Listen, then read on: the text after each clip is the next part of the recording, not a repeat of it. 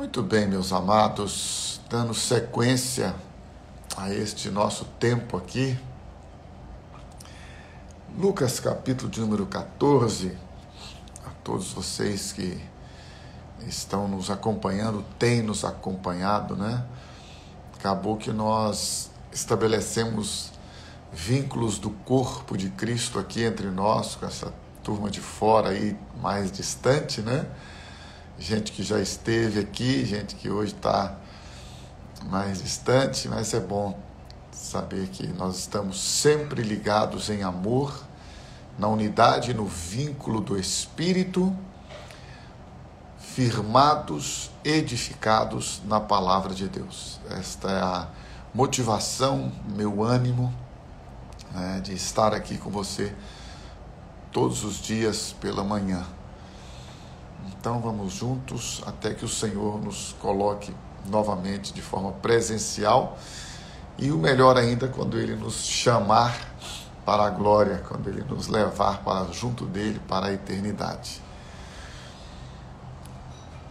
Lucas capítulo 14, a partir do versículo de número 25. Lucas 14, 25 diz assim: uma grande multidão ia acompanhando Jesus. Este, voltando-se para ela, disse: se alguém vem a mim e ama o seu pai, sua mãe, sua mulher, seus filhos, seus irmãos e irmãs, e até a sua própria vida mais do que a mim, não pode ser meu discípulo. E aquele que não carrega a sua cruz e não me segue, não pode ser meu discípulo. Afirmações que Jesus estabelece e coloca como fundamento, como alicerce, como base para a vida cristã. São palavras, para mim particularmente, muito pesadas, muito pesadas. Eu tive o privilégio, Deus me deu a honra, o privilégio de poder assistir e honrar o meu pai até o leito de morte. Estava com ele quando ele veio a falecer no hospital em São Paulo, acompanhei-o em todas as suas internações. Foram 5 anos de idas e vindas, internações em Valadares, em Belo Horizonte, em São Paulo. E por vezes, não foram poucas as vezes, você que é da Comunidade da Graça em Valadares, sabe que eu tive que ausentar-me para acompanhá-lo, para estar com ele. E pretendo fazer isto com a minha mãe, pretendo fazer isto com a minha esposa, com as minhas filhas e aqueles a quem Deus permitir que eu esteja com eles, que eu os abençoe, que eu possa servi-los. Do contexto de Jesus, porém, e é por isso que eu disse que são palavras fortes, são palavras de um confronto literalmente.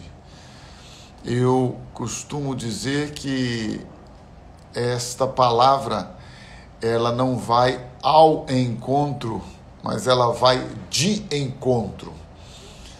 Ela bate, ela nos para, ela faz com que você e eu tenhamos que literalmente parar. Somos impedidos de seguir com a vida diante desta revelação e desta verdade, para que, uma vez tendo a revelação disso, possamos então seguir a Jesus. O que a palavra de Deus está dizendo? Que você vai abandonar o seu pai, sua mãe, sua esposa, seu esposo, seus filhos, seus irmãos, seus amigos, ou que você vai suicidar e e abrir mão da própria vida? Nunca, jamais. O que Jesus está colocando de maneira clara, de maneira explícita e contundente, porque neste período da história havia uma tradição religiosa judaica, onde os filhos, por mandamento de Deus, deveriam honrar os pais até a morte. Depois os religiosos, carnais, filhos do diabo, líderes, sacerdotes religiosos, usados por Satanás, inventaram e criaram uma tradição chamada Corbã, que era o seguinte: os recursos financeiros que você, filho, teria que investir para abençoar e cuidar dos seus pais, se você os levasse e consagrasse no templo para os sacerdotes, você estaria livre da obrigação de honrar e cuidar dos seus pais. Óbvio que quando eu falo isso, eu não estou falando de brincadeira, é uma tradição por homens, criada por homens, usados pelo diabo. Porque o próprio Jesus disse: vocês anulam, vocês cancelam, vocês sublimam, vocês desfazem do mandamento de Deus, que é honrar o pai e a mãe, em face da tradição dos homens, obviamente, porque isso torna conveniente. Ao mesmo tempo, Jesus está dizendo: olha, se você não entender que nada neste mundo, este é o ponto, o confronto, ele vem aqui. Não é, insisto para deixar claro, em hipótese alguma, em momento algum, Jesus está dizendo que você deva deixar de cuidar dos seus, que você deixe de honrar os seus pais. Em hipótese alguma, Jesus está dizendo isso. O que ele está colocando aqui, e por isto ele vai além dos pais, entenda isso. Então ele diz: seus pais, sua esposa ou seu marido, seu cônjuge, seus filhos, seus irmãos, e então ele vai na dimensão maior, que é a própria vida. E o que ele está mostrando-nos com isto? Que para ser discípulo de Jesus, meu irmão e minha irmã, não é simplesmente, se é que eu posso colocar esta palavra, você levantar a sua mão e dizer: eu vou seguir a Jesus, ou você hoje, onde não há nenhum risco. Gente, entenda isto. Às vezes a gente lê uma coisa na Bíblia e fala assim: porque aquele que me confessar diante dos homens, eu o confessarei diante do Pai. Aquele que não me negar, ninguém diz que Jesus Cristo é o Senhor, se não for pelo Espírito. É um contexto, meu irmão e minha irmã. Vá hoje lá na Coreia do Norte, vá lá hoje na Coreia do Norte, chega lá pro chinesinho, que eu esqueço o nome dele, aquele fofinho lá, e diga para ele assim: ô rei, você não é o meu rei, você não é o meu senhor, você não é o meu provedor. Diga para ele, fala com ele lá. Vai nos governos, nos países que não creem em Deus e que tem o seu governante como Deus ou deve ser reverenciado como tal, e diga para ele: olha, eu vim aqui dizer para você e confessar na sua frente, na frente dos seus ministros, de todos os seus generais, eu vim aqui confessar que você não é o Senhor da minha vida, você não é o Senhor da minha história, você não manda na minha vida. Jesus Cristo é o Senhor da minha vida, somente Ele é o meu Salvador e o meu provedor. Diga isto lá. Aí eu vou dizer para você, senhora, você é uma pessoa cheia do Espírito, selado com o Espírito Santo, que decidiu entregar todo o seu ser e existência ao único que é digno de receber reverência, toda a glória, toda a honra e todo o louvor. Por que eu estou fazendo essa separação muito clara? Porque é óbvio, no Brasil, nos países democráticos, onde nós temos a liberdade de expressar a nossa fé, a nossa crença, isto é, de certa forma, secundário. secundário na questão de uma verdadeira experiência e testemunho. Então Jesus coloca assim: você precisa abrir mão da sua própria vida, dos seus próprios interesses. Você precisa abrir mão e saber que, abrindo mão da sua própria vida, você terá que tomar sobre si a sua cruz em relação à sua disposição de me honrar, de me servir. Por isso, ser discípulo não é só ter um estilo de vida de santidade e pureza diante dele. Óbvio que é uma expressão que foi cunhada nos últimos anos, estilo de vida, não tem problema nenhum, não vou entrar no mérito aqui, isso é besteira, faz como você quiser, enfim, é melhor até você ter um estilo segundo o padrão deste mundo, nas perspectivas dos princípios cristãos e de Jesus, do que ter do mundo. Mas deixa eu dar uma notícia para você, é muito mais do que estilo de vida. É você não viver para si, é você não ter em prioridade, em primeiro lugar. Preste atenção nisto, meu irmão. Este é o ponto. O que vem em primeiro lugar na sua vida? É Jesus, é o reino de Deus, porque foi isto que Jesus mandou. Ser discípulo é dizer assim: nada na minha vida tem primazia, prioridade, está em primeiro lugar do que o reino de Deus. É isto que este é o ponto, isto que nós precisamos entender. Reino de Deus e justiça de Deus que nos conduzem a uma vida onde viver para Ele é a nossa motivação maior, é a nossa intenção base, é a nossa intenção primária, é aqui, é o primeiro. Você está dizendo assim: olha, eu não vivo, mas o que eu tenho que fazer? Tenho que honrar os meus pais, cuidar deles, honrar a minha esposa, amá-la como Cristo amou a igreja, dar a vida por ela. Eu fico questionando, né, que não é uma questão aqui de julgamento, não é isso. Mas olha só, o marido diz assim: eu amo a minha esposa como cristão, como discípulo, tá, gente? Eu amo a minha esposa como Cristo amou a igreja. Aí ele faz coisas para satisfazer a si, para realizar os seus desejos, sonhos pessoais, que contraria, que entristece, que traz dano para a pessoa que ele disse que ama.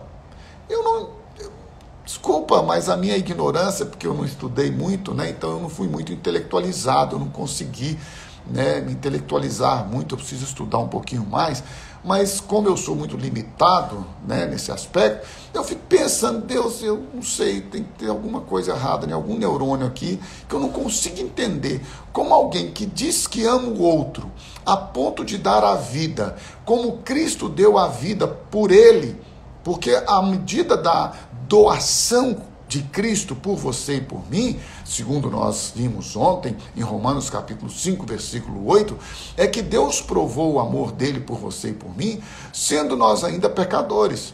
O amor de Deus por nós era quando ainda vivíamos na impiedade, na incredulidade. E Deus nos amou e deu o seu Filho para que nos resgatasse, para que nos gerasse de novo, nos regenerasse, nos fizesse nascer de novo, nos desse vida e vida abundante. Aí a pessoa diz para mim assim: não, eu amo ao meu cônjuge como Cristo me amou, e faz coisas que entristecem ao cônjuge, aos filhos, aos pais, aos irmãos, aos amigos. Isso para mim é uma coisa contraditória, gente. Sabe, arruma outra religião, arruma outra nomenclatura. Não fala que você é discípulo de Jesus. Discípulo de Jesus abre mão da própria vida, abre mão dos seus interesses, porque em primeiro lugar vem o reino de Deus e a sua justiça. Discípulo de Jesus abre mão dos seus sonhos e dos seus planos, porque em primeiro lugar vem o governo, o reino, o reino de Deus, a sua justiça. Discípulo de Jesus faz com que a cada dia a glória dele, a graça dele, o poder dele, a bênção dele, a vida dele se expresse, se manifeste através de nós. Olha, infelizmente, o que você e eu temos muito hoje em dia no mercado não é cristianismo, Não é cristianismo não, gente. O que nós temos aí que está cheio aí no mercado, não é cristianismo. Tem religião, tem instituições, tem doutrinas humanas, tem estilo de vida. Aí as pessoas daqui a pouco mudam o estilo de vida, igual muda o estilo em relação à moda. Muda. É por isso que você vê esses crentes carnais, se você é um deles, abra os seus olhos, porque os crentes carnais, segundo está escrito em Gálatas, capítulo de número 5, a partir do versículo de número 19, Gálatas 5, 19 a 21, os crentes carnais não herdarão o reino de Deus. Os crentes carnais, diz a Bíblia, eles vivem para satisfazer os seus instintos naturais, terrenos, humanos, como já vimos também, acho na segunda-feira, que estes instintos humanos, esta natureza terrena, sem Jesus, ela não presta. Sem o Espírito Santo, ela não presta. Os desejos humanos terrenos nossos, eles se tornaram carnais a partir da habitação do pecado em nossas vidas. E quando você não é nascido de novo, quando você não é verdadeiramente discípulo de Jesus, você permite que esses desejos sejam manifestados através do seu corpo terreno. E estes membros que Deus criou para a glória dele, você os entrega para a maldade, para a impiedade. E é por isso que eu digo-lhe que você precisa nascer de novo. Você, meu irmão, que vive no pecado, você, meu irmão, que se deixa dominar pelo pecado para satisfazer os seus desejos, os seus instintos, para realizar os seus sonhos, para realizar as suas vontades em primeiro lugar, vontades estas, diga-se de passagem, que nem sempre são manifestadas ou reconhecidas pelo mundo como pecado. Você quer ver o que não é reconhecido pelo mundo como pecado? Todo mundo aplaude e fica, maravilhoso, que pessoa admirável. Você se mata de trabalhar, você trabalha de manhã, de tarde, de noite, é um avarento, é aquele, né, econômico, né? E tudo com a desculpa, estou fazendo para minha família, está nada, é para o seu ego. Sua família não precisa mais do que comer, beber, investir e ter um teto. Sua família precisa da sua presença. Quantos pais, não estou levantando juízo nem condenação sobre ninguém, isso aí cada um vai prestar contas diante de Deus. Mas escute o que eu estou lhe dizendo, meu irmão, que o Espírito Santo traga luz à sua mente e revelação ao seu espírito nesta manhã. Nossa família não precisa primeiramente dos recursos financeiros, precisa da nossa presença, precisa do nosso afeto, do nosso abraço, do nosso carinho, do nosso ouvido, do nosso olhar, precisa de palavras de consolo, de amparo, de estímulo, de motivação. E aí as pessoas estão trabalhando e dizem, eu estou fazendo isso tudo, eu estou me matando de trabalhar por vocês, eu faço tudo para oferecer o melhor para vocês. Deixa eu dar uma notícia para você, não tem dinheiro, não tem recurso neste mundo, não tem presente neste mundo que possa substituir a sua presença. Presente não substitui presença. É por isso que muitos pais estão inundando seus filhos, suas filhas de presentes para justificar, para poder amenizar a ausência. Meu irmão, minha irmã, se você é discípulo de Jesus, em primeiro lugar vem o reino de Deus, e o reino de Deus declara que você precisa cuidar da sua família, que você precisa cuidar dos seus filhos, você precisa cuidar do seu cônjuge, você precisa cuidar da sua casa, você precisa investir o seu tempo, não é em ganhar dinheiro, é em ganhar a alma dos seus filhos, é em ganhar a alma da sua família, porque a Bíblia diz, crê no Senhor Jesus e será salvo tu e a tua casa. Se você é discípulo, A sua prioridade não é ganhar dinheiro com a desculpa de que o que você está fazendo para dar o melhor, de questões relacionadas com bem-estar, com questões relacionadas, voltadas para coisas. Sua família precisa de você, seus filhos, seu cônjuge precisa de você, da sua presença.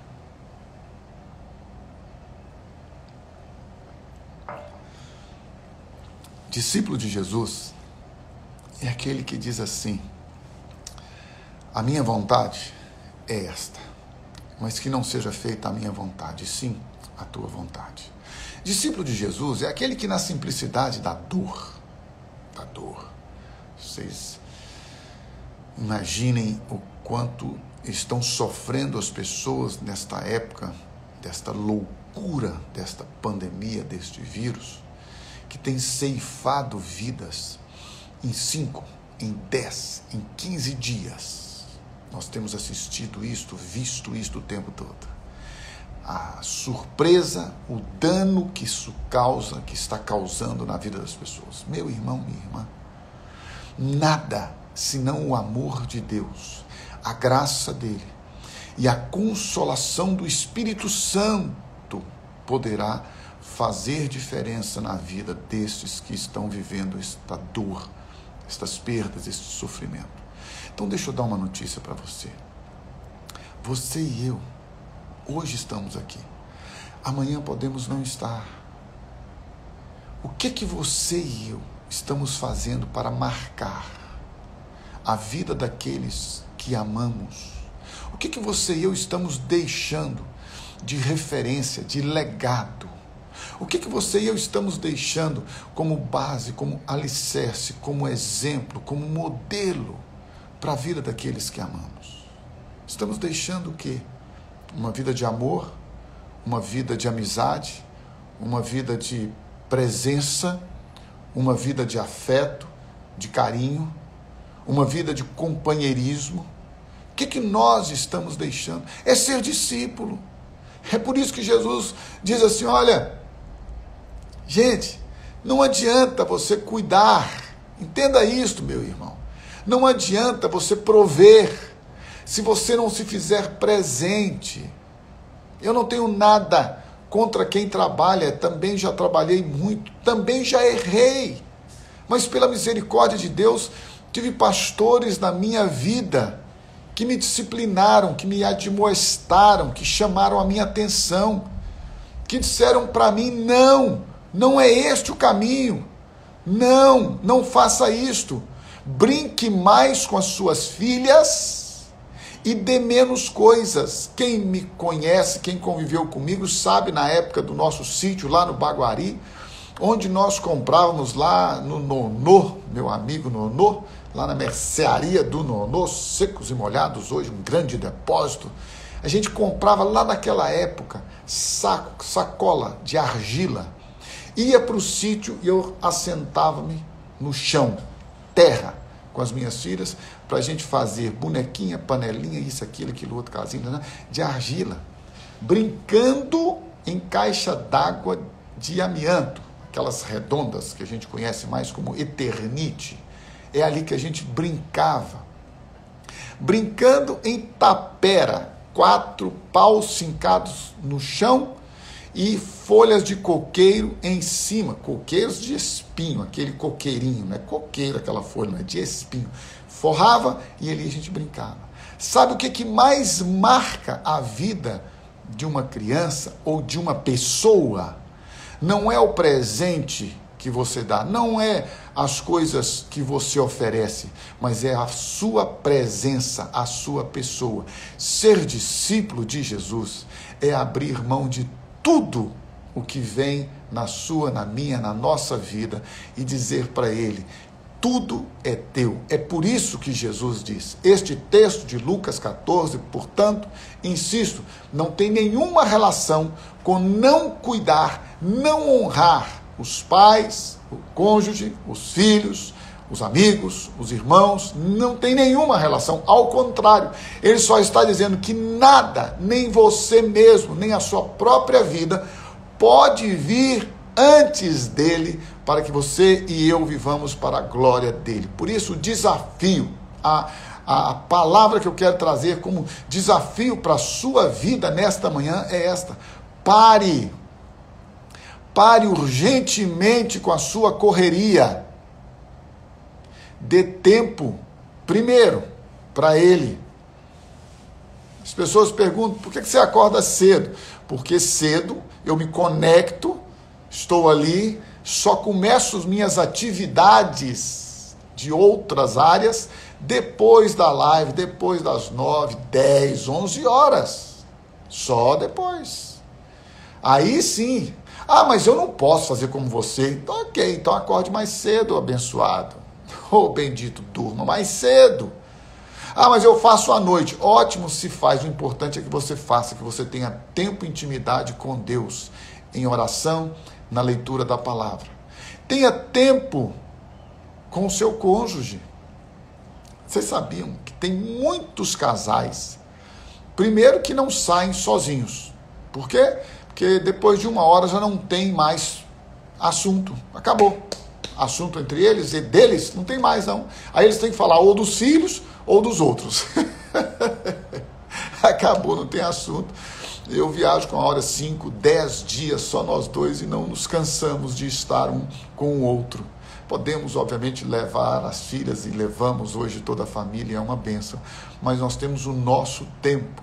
Tenha tempo com Deus, tempo com o seu cônjuge para tratar dos seus sentimentos, emoções e daquilo que envolve seu relacionamento, porque os filhos são bênção, herança do Senhor. Mas preste atenção, um dia eles vão, as minhas já foram, estão lá em Belo Horizonte, e não sei se Deus vai permanecer com elas em BH, ou se elas vão para algum outro lugar, em outro tempo. Mas e se forem? Eu preciso cuidar da minha relação, do meu relacionamento conjugal. Depois do meu relacionamento com Deus, ser discípulo de Jesus. Deixa eu dar uma notícia para você: não é ser pastor, não é ser pregador, não é ser mestre, não é ser aquele que faz reuniões mirabolantes, que faz e acontece, que não. Ser discípulo de Jesus é viver na intimidade com o Pai. Ser discípulo de Jesus é viver da comunhão com o seu cônjuge, priorizando sim a vida dele. Ser discípulo de Jesus é abençoar os seus filhos, levando-os ao conhecimento das Escrituras Sagradas, para que eles sejam levados pelo Espírito Santo à revelação da palavra e sejam salvos. Não deixe, ou melhor dizendo, não se preocupe em deixar herança de coisas para os seus filhos. Se preocupe em deixar a salvação na herança que eles são para você. Escute isto. Você está preocupado em deixar herança para os seus filhos, enquanto você não está cuidando da herança que Deus te deu, que são eles. Leve-os a experimentarem a graça de Deus, o poder de Deus, a salvação de Deus, a libertação por meio da palavra. Seu primeiro propósito, se é que você pode entender isto, não é deixar herança para os seus filhos, é fazer com que a herança que eles são para você experimente a graça, o poder, a manifestação e a salvação do nosso Deus. Lembre-se, meu irmão e minha irmã, você precisa abrir mão da sua própria vida, dos seus sonhos, projetos pessoais. Esse negócio de falar que eu estou agora investindo, eu estou agora juntando. Irmãos, desculpa, assim, eu já tenho que parar de pedir desculpas para essas falas minhas. Eu não tenho que pedir desculpa. Eu sou previdente, eu sou um cara previdente, eu tenho certeza que eu sou previdente. Eu não tenho dúvida, eu sou previdente, eu já fiz previsão para a minha vida mais ou menos até os 100 anos. Se você perguntar para mim, nossa, mesmo estou com previsão assim já bem estabelecida até os 100 anos se eu viver. Ótimo, maravilhoso. Dito isto, meu irmão, não estou achando aqui ruim com ninguém que quer ter uma vida tranquila, em paz, boa. Nunca esqueça isso. Mas olha, que tem muita gente que vai deixar, olha só isso, os seus filhos com a ausência por causa da previsão, da previdência, da provisão financeira, vai permitir que este tempo da sua ausência nunca mais seja recuperado. Chega uma hora, gente, que os filhos, não têm mais condições de estarem conosco. Diz que são algumas fases assim. Diz que a primeira fase, os filhos nascem e nós queremos estar com eles e eles querem estar conosco pela dependência que tem. A segunda fase, quando entra na adolescência, juventude, nós queremos estar com eles e eles não querem estar conosco porque querem estar com os amigos e vendo as outras coisas. E a terceira fase diz que nós estamos mais idosos, queremos estar com eles, eles querem estar conosco, mas não é possível. Já pensou?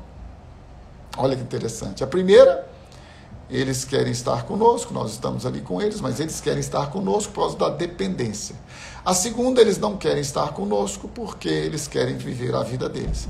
A terceira, nós queremos estar com eles, eles querem estar conosco, mas a vida já não nos permite mais. Portanto, meu amor, meu irmão amado, querido, precioso, minha irmã amada, querida e preciosa, ser discípulo de Jesus é abrir mão de tudo para viver para a glória dele. Viver para a glória dele, não tendo como primazia, não tendo como primeiro lugar o reino dele, a sua justiça. Viver para a glória dele e não viver para abençoar e servir aqueles que estão junto a nós, que estão próximos a nós. Infelizmente, aí eu vou chamar a sua atenção e vou dizer para você como já fui chamado. Se você é discípulo, se você nasceu de novo, se você é uma nova criatura de verdade, mude. Aquele que é uma nova criatura, aquele que tem o Espírito Santo, ao ouvir, ao ver, ao perceber, ao ser corrigido, ao ser disciplinado, ele submete a disciplina, porque ele sabe que isso vem para a glória de Deus. Se você ainda acha que não, isso é besteira, eu vou trabalhar mesmo, ganhar dinheiro mesmo, ok, você precisa nascer de novo. Você precisa de uma experiência com Jesus. Você precisa de uma experiência de libertação. Sua baixa autoestima e seu desejo de provar aos outros e a si mesmo que você é alguém na vida por aquilo que você tem, mostra que você ainda não conhece Jesus. Quem conhece Jesus, quem é discípulo de Jesus, não precisa mostrar nem provar para ninguém, nem para si mesmo aquilo que é. Porque se alguém está em Cristo, nova criatura é.